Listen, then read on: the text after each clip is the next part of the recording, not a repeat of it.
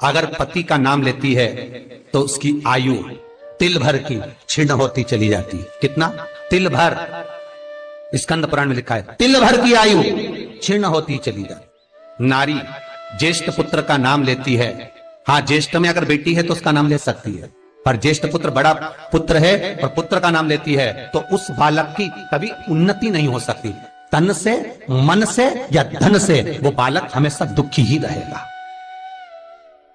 तुम दुनिया का सारा सपोर्ट कर दो, तुम चाहे अपनी प्रॉपर्टी बड़े बेटे के नाम कर दो, तुम चाहे पूरा दुनिया भर का सुख अपने बेटे के सामने लाकर खड़ा कर दो, तो भी अगर मां अपने बड़े पुत्र का नाम बार बार लेती है तो वो पुत्र या तो तन से या मन से या धन से दुखी ही मिलेगा, वो सुख नहीं पा सकता।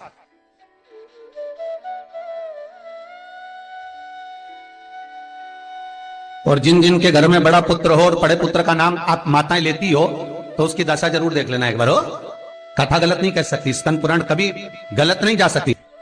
आपके घर में भी अगर बड़ा पुत्र हो और पुत्र का नाम अगर आप ले रहे हो, हाँ ये जरूर है अगर बेटी बड़ी और उसके बाद पुत्र बड़ा है तो वो ज्येष्ठ नहीं माना जाएगा। ध्यान रखना, ज्येष्ठ का मतलब होता है सबसे बड़ा पुत्र, उसके बाद सारे बच्चों का जन्म हुआ।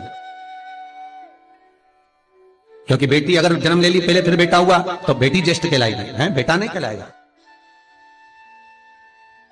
अगर पहला ज्येष्ठ पुत्र है तो मां सारी प्रॉपर्टी दे दे, सारा वैभव दे दे, मां सारा दौलत दे दे, मां उसके ऊपर सर्वस्व निछावर कर दे, पर अगर बेटे का नाम माता बार बार लेती है तो उस बेटे की उन्नति तरक्की नहीं हो सकती, उसको जीवन में सुख नहीं मिल सकता, कुछ ना कुछ चीज से वो दुखी रहेगा। चाहे वो बच्चों से रहे, पत्नी से रहे, परिवार से रहे, कुटुंब से रहे, व्यापार में रहे, व्यवसाय में रहे, ऑफिस में रहे, चाहे अपने शरीर से रहे, पर दुख तो उसके भाग्य में थोड़ा लिखा ही रहे। और जो चीज वेद व्यास जी ने वर्णन कर दी महाराज, उसका प्रमाण आप खुद भी अपने घर में देखो कि सही है कि गलत है। जिस जिस घर में बड़ा पुत्र हो और मां उसका नाम बार बार लेती हो,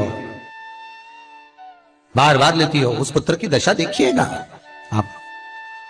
तन, मन और धन तीन तरह से। इसलिए निवेदन करूंगा मेरी माताओं से, आपका प्रेम बहुत है क्योंकि आपका बेटा बड़ा है, आपका पुत्र बड़ा है, आपका बहुत प्रेम है और बेटे का भी माता के प्रति बहुत प्रेम है, पर उस प्रेम में तुम्हारा जो संबोधन है बार बार नाम लेने का, उससे उसको तकलीफ हो सकती है। इसलिए निवेदन है, मेरे कृष्ण का नाम कृष्ण था पर यशोदा कभी कृष्ण नहीं बोली है, कभी नहीं, यशोदा कभी कृष्ण नहीं बोली, कन्वा कहती थी। आपके बेटे का नाम कुछ भी आप उसको नाम से मत पुकारो, उसका नाम चेंज कर दो, थोड़ा सा बदल दो, आप उस नाम से उसको पुकारना प्रारंभ करो। आप जो भी बोलना चाहें, आपके दिल की बात है, तो आपके पुत्र से आप क्या बोल सकते हो।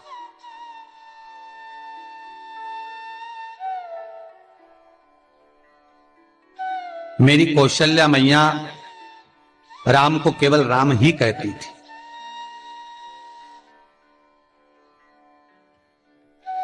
केकई राघव कहती थी,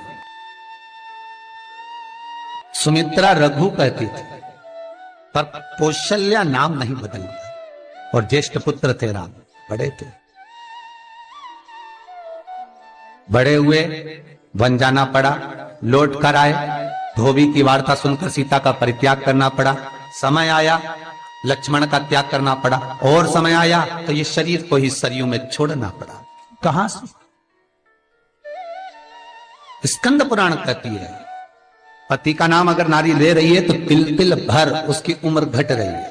पर ना जाने माताओं को ऐसा क्या है कि वो आज का फैशन हो गया, ए राघव इधर आ, राघव गया,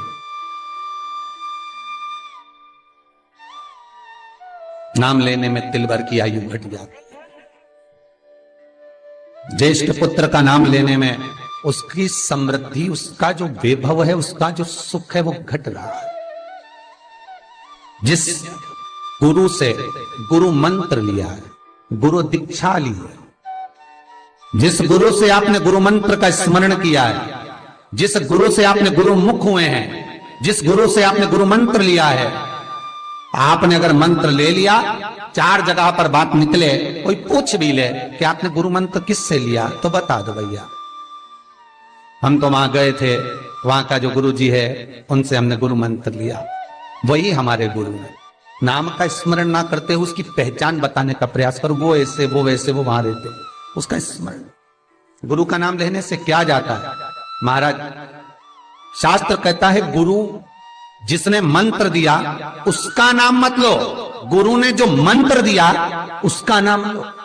बहुत ध्यान देना महाराज, दुनिया के लोग गुरु का नाम लेकर बैठे हैं, उन गुरु जी से मंत्र लिया था तो उन्हीं का नाम लिया जाए, श्री ये मान जी, ये मान जी। अरे क्या नाम लेना, क्या नाम लेना?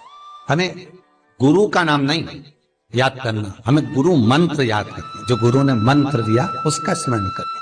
क्या होता है, स्कंद पुराण कहती है, जब माला जपने के लिए बैठते हैं तो गुरु का श्री विग्रह तुम्हारे सामने होना चाहिए कि हमने उन गुरु जी से मंत्र लिया है, और गुरु का नाम नहीं।